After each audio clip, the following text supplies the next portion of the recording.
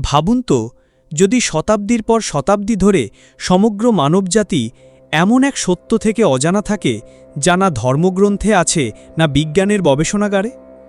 যদি আপনার জীবন, আত্মা এবং এই মহাবিশ্বের আসল গল্প কোনো এক গোপন বইয়ে লেখা থাকে, যা কোনো মানুষ বা প্রতিষ্ঠান লেখেনি, বরং যা মহাবিশ্বের উচ্চতর চেতনাগুলোই আমাদের দিয়েছে।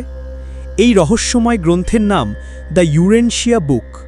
এটি শুধু একটি বই নয়, এটি এক ঐশ্বরিক রহস্যের উন্মোচন, যা আমাদের অস্তিত্বের গভীরতম প্রশ্নগুলোর উত্তর দেয়। এই বই কি বলে?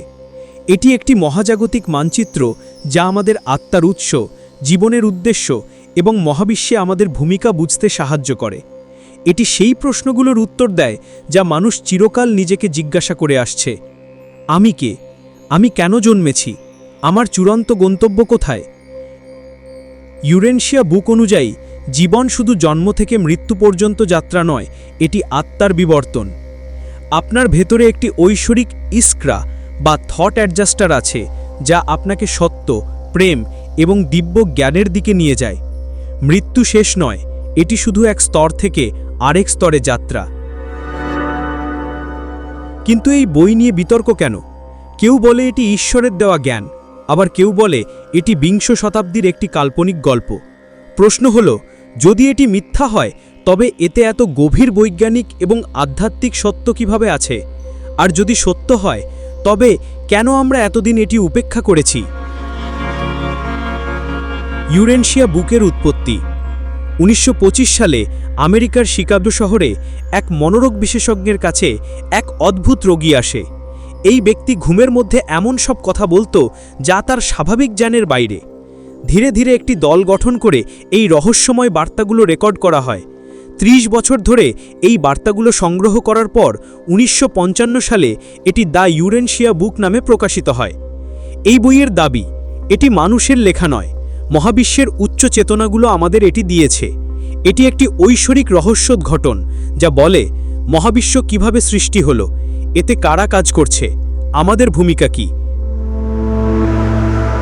বইয়ের 4টি মূল অংশ। 1.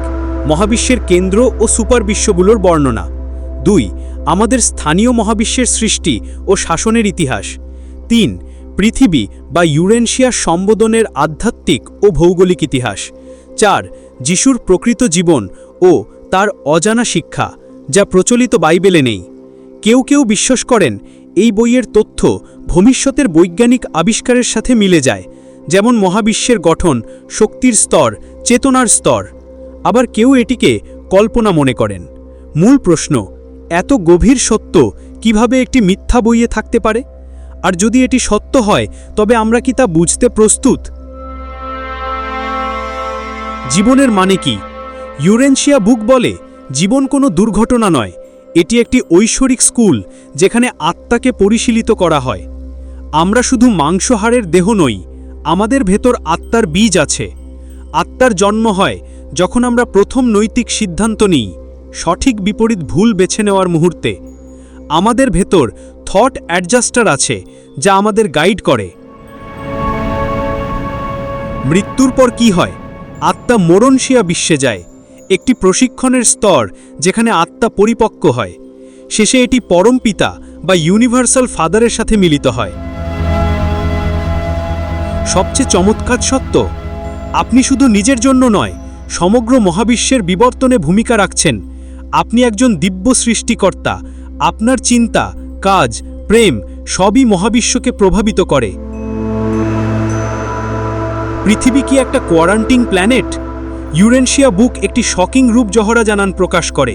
পৃথিবী বা ইউরেনশিয়া একটি বিচ্ছিন্ন গ্রহ, কারণ একদা লুসিফার এক দেবতা ঈশ্বরের বিরুদ্ধে বিদ্রোহ করেছিল। এই বিদ্রোহের ফলে পৃথিবী আধ্যাত্মিকভাবে বিচ্ছিন্ন হয়ে পড়ে এবং আমরা আজও সেই বিচ্ছিন্নতার ব্যথা অনুভব করি। তবুও আশার বার্তা, আমরা পরিত্যক্ত নই। আমাদের থট অ্যাডজাস্টার এবং সেরাফিম অভিভাবক দ্বারা সাহায্য করা হয়। আপনার প্রতিটি ভালো কাজ মহাবিশ্বের চেতনাকে পরিবর্তন করে। কিভাবে আধ্যাত্মিকভাবে উন্নত হবেন? ইউরেনশিয়া বুকের সহজ উপায়। 1. মৌনতা। প্রতিদিন কিছুক্ষণ নীরবে বসুন, শুধু আপনার ভেতরের কণ্ঠ শুনুন। 2. সেবা। অন্যদের সাহায্য করুন, এটাই আসল উপাসনা। 3. প্রেম ও সত্য বেছে নিন। ছোট ছোট সিদ্ধান্তই আপনাকে ঈশ্বরের কাছাকাছি নিয়ে যাবে। মনে রাখবেন, আপনার সংগ্রামই আপনার প্রশিক্ষণ। আপনি কখনো একলা নন, সমগ্র মহাবিশ্ব আপনার সাথে আছে। ইউরেনশিয়া বুকের শেষ বার্তা। আপনি এই মহাবিশ্বের একটি অপরিহার্য অংশ। আপনার আত্মার যাত্রা শুধু আপনার নয়, এটি সমগ্র সৃষ্টির বিবর্তনের অংশ। এই বই পড়ে আপনি শুধু নিজেকে নয়, সমগ্র মহাবিশ্বকে বদলে দেবেন। চিন্তা, বিশ্বাস, ভালোবাসা, এই সবই আপনার মহাবিশ্বকে বদলে দেয়। মেনে নিতে পারলে মেনে নিন, ভালোবাসতে পারলে ভালোবাসুন, বা অবজ্ঞা করে বর্জন করুন। সব সিদ্ধান্তই আপনার, কিন্তু ঈশ্বরের সত্য পৃথিবীতে এসেছে, এই সত্যের কোনো বদল নেই। মনে রাখবেন, মহাবিশ্বের বিবর্তনে আপনিও জড়িত।